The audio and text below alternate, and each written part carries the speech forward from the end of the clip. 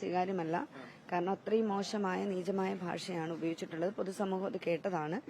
ഒരു സ്ത്രീക്ക് നേരെയും ഒരു സ്ഥാനാർത്ഥിയാവട്ടെ, ഒരു വീട്ടമ്മയാവട്ടെ, ആരുമാവട്ടെ, ഒരിക്കലും ഇതൊന്നും വ്യക്തിപരമായിട്ട് ഒരാൾ ചെയ്യുന്ന കാര്യങ്ങളല്ല. അവരുടെ സ്ത്രീത്വത്തെ അല്ലെങ്കിൽ അവരുടെ വ്യക്തിത്വത്തെ അധിക്ഷേപിക്കാനായിട്ട് ഒരാൾക്കും അവകാശമില്ല. കേരളത്തിലെ തീർച്ചയായിട്ടും കായംകുളത്തെ സ്ത്രീ സമൂഹം എല്ലാവരും ഇത് കേട്ടിട്ടുണ്ട്.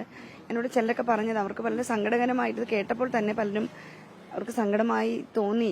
പലരും എന്നോട് തിരിച്ച് വിളിച്ച് പറഞ്ഞു. ആക്ച്വലി ഞങ്ങൾ പിന്നെ ഇത് കേൾക്കുന്നത് കേരളത്തിൽ കായംകുളത്ത് പല സ്ത്രീകളും കേട്ടതിന് ശേഷമാണ് ഞങ്ങളെല്ലാവരും തെരഞ്ഞെടുപ്പിന്റെ വലിയ ചൂടേറിയ പ്രവർത്തനത്തിലാണ്. കാരണം വളരെ ചുരുക്ക സമയം കൊണ്ട് 10 വർഷം ഈ മണ്ഡലത്തിൽ നിറഞ്ഞെന്ന് പ്രവർത്തിച്ച ഇടതുപക്ഷവും MLAയും ഒക്കെ തന്നെ ഞങ്ങൾക്ക് പോലും എത്തിച്ചേരാൻ കഴിയാത്തത്ര പ്രവർത്തനമാണ് ഈ ചുരുങ്ങിയ ദിവസം കൊണ്ട് നടക്കുന്നത്. അപ്പോൾ അതിനുള്ള തിരക്കിൽ ഞങ്ങൾ കൺവെൻഷനുകളും അതും ഇതൊക്കെ ആയിട്ട് ഓടും. ഇതൊന്നും ഞങ്ങൾ കണ്ടില്ല.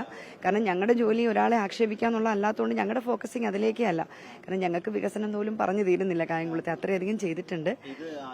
ഇന്നാണിത് വരുമ്പോ ശരിക്കും എന്തൊരു മാനസികാവസ്ഥയിലായിരുന്നു MLA? അത് നമ്മൾ ഈ വാർത്താ സമ്മേളനത്തിനിടെ കരയുന്നുണ്ടായിരുന്നു. ഒരു സ്ത്രീ കരയണമെങ്കിൽ അത്രത്തോളം മനസ്സ് വേദനിച്ചിട്ടാകണം എന്നുള്ളതാണ്. ഇപ്പോഴും കണ്ണു നിറയുന്നുണ്ട്. ഏതൊരു മാനസികാവസ്ഥയിലായിരുന്നു അപ്പോൾ? എനിക്ക് ഭയങ്കര ഞെട്ടലായിരുന്നു ഇത് കേട്ടപ്പം. ഇത്രയും മോശമായിട്ടൊക്കെ ഒരാൾ എങ്ങനെയാ സംസാരിക്കുന്ന, ശരീരം കാണിച്ചുകൊണ്ട് ഒക്കെ എങ്ങനെയാണ് അദ്ദേഹത്തിന് അത് പറയുക? ഇപ്പം ചിലവർ അദ്ദേഹം ആവേശം കൊണ്ട് ഇങ്ങനെയാണോ പറയുന്നത്? അങ്ങനെ ആവേശം കൊണ്ട് പറയുന്നത് ഏറ്റവും കൂടുതൽ ആവേശത്തിൽ പ്രസംഗിക്കുന്ന ഇടതുപക്ഷത്തു നിന്നുള്ള നേതാക്കന്മാരാണ് പലപ്പോഴും ഏറ്റവും കൂടുതൽ ശക്തമായും ആവേശം കൊണ്ടും പ്രസംഗിക്കുന്നത്.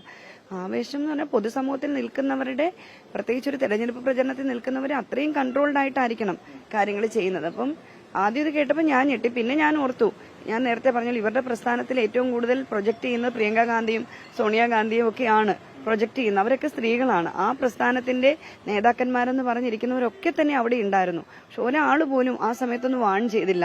കൺവെൻഷനിൽ ആരും ചോദ്യം ചെയ്തില്ല. അതിര് കടന്നു പോകുന്നു, നിർത്തണമെന്ന് ആരും പറഞ്ഞിരുന്നെങ്കിൽ അവരുടെ ഉദ്ദേശശുദ്ധിയെ നമുക്ക് അംഗീകരിക്കാമായിരുന്നു.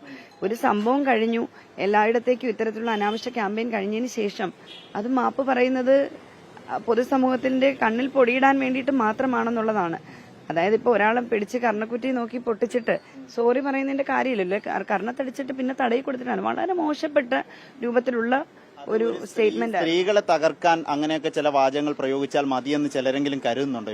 ഇപ്പോഴും കരുതുന്നുണ്ട് എന്നുള്ളതാണ് ഇതിൽ നിന്ന് പുറത്തു വരുന്നത്.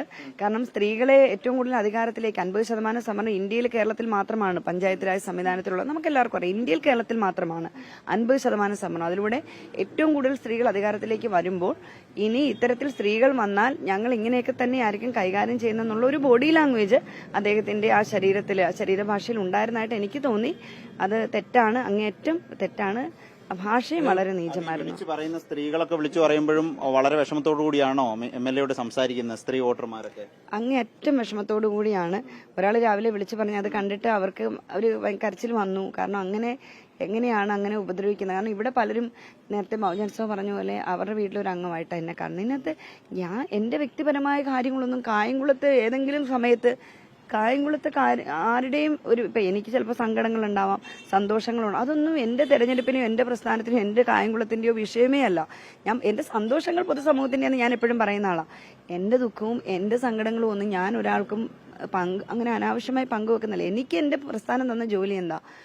ഈ നാട് നോക്കാൻ ഏൽപ്പിച്ചിട്ടുണ്ട്, അത് കൃത്യമായി നിങ്ങൾ ചെയ്തോളുക. അത് തന്നെയാണ് ഗവൺമെന്റും പാർട്ടിയും പറയുന്നത്. അത് ഞാൻ ചെയ്തിട്ടുണ്ട്. അവിടെ പലപ്പോഴും ഞങ്ങളുടെ ഇടയിൽ പോലും ഞങ്ങളെല്ലാം തമ്മിൽ പോലും വ്യക്തിപരമായ കാര്യങ്ങൾ പലപ്പോഴും ഞങ്ങൾക്ക് അതിനുള്ള സമയം പോലും പറയാൻ പോലും സമയം കിട്ടുന്നത്. ഐഡിയോളജിയാണ്, വികസനം ക്ഷേമമാണ്. അത് ശരി പറഞ്ഞാണ് ജനങ്ങളുടെ ഇടയിൽ നോട്ട് ചോദിക്കുന്നത്. ഞാൻ എപ്പം പറയാറുണ്ട്, ഞങ്ങൾ എല്ലാവരും പറയുന്നതാണ്, ഞങ്ങൾ ശരി പറഞ്ഞും വികസനം പറഞ്ഞും ക്ഷേമം പറഞ്ഞും വോട്ട് ചോദിക്കുകയാണ്. അപ്പൊ ഇതൊന്നും പറയാനില്ലാത്തവരായിരിക്കാം ഇത്തരത്തിൽ. എങ്ങനെയാ അത്രയും വേദനയുണ്ട്? എങ്ങനെ ഇത് മുന്നോട്ട് പോകാൻ ആലോചിക്കുന്ന ഈ വിഷയവുമായി ബന്ധപ്പെട്ട്? പിന്നെ LDF എല്ലാ നേതാക്കന്മാരും ഇവിടെയുണ്ട്. കായംകുളം ഒറ്റക്കെട്ടായിട്ട് പ്രതിരോധിക്കാൻ തീരുമാനിച്ചിട്ടുണ്ട്. കാരണം ഈ തെരഞ്ഞെടുപ്പ് കമ്മീഷൻ തന്നെ പറഞ്ഞിട്ടുണ്ട്, വ്യക്തിഹത്യ പാടില്ല തെരഞ്ഞെടുപ്പിൽ. കാരണം ഇത് വ്യക്തികളല്ലല്ലോ ഇവിടെ നിൽക്കുന്നത്, ഒരു ഐഡിയോളജിയും ഒരു വലിയ പ്രസ്ഥാനങ്ങൾ തമ്മിലാണ് മത്സരിക്കുന്നത്. തീർച്ചയായിട്ടും ഇപ്പം ശാക്തീകരിക്കപ്പെട്ട രാഷ്ട്രീയവൽക്കരിക്കപ്പെട്ട ഒരു സ്ത്രീയാണ് ഞാൻ.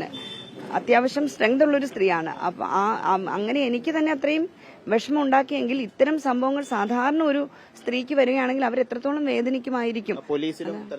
പോലീസിലും തെരഞ്ഞെടുപ്പ് കമ്മീഷനിലും തീർച്ചയായിട്ടും അതിന്റെ പരാതികളൊക്കെ ഇപ്പം തയ്യാറായിക്കൊണ്ടിരിക്കുകയാണ്. പരാതി കൊടുക്കും.